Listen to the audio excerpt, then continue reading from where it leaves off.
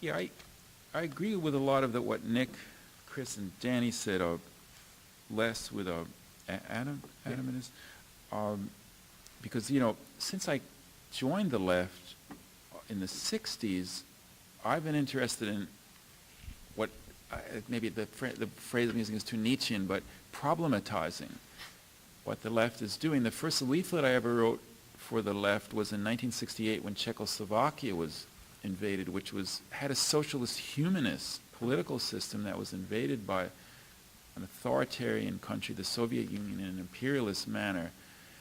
And yet the left that demonstrated in Chicago in 68 at the same time solely focused on our war in Vietnam, didn't want to deal with the invasion of Czechoslovakia. They didn't support the Russian invasion of Czechoslovakia. If you asked them, they said they opposed it, but they didn't. They missed a big chance to bring together a larger part of the public.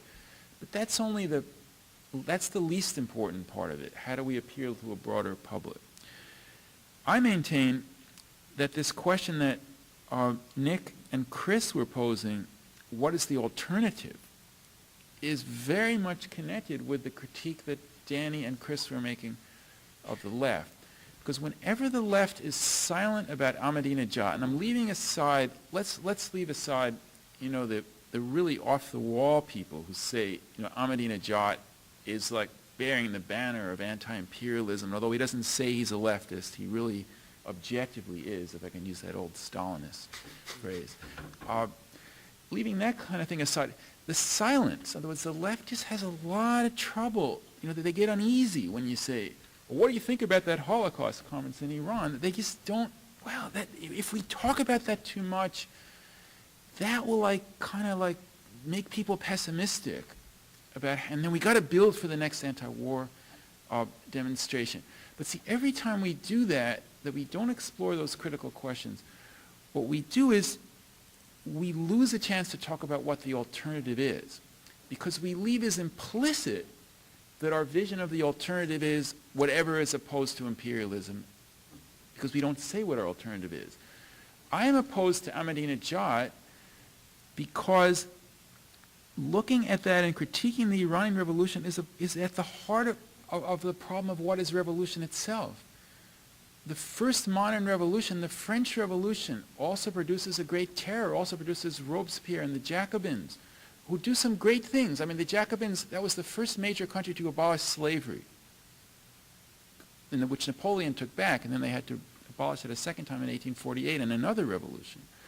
But also the terror, the revolution devouring itself.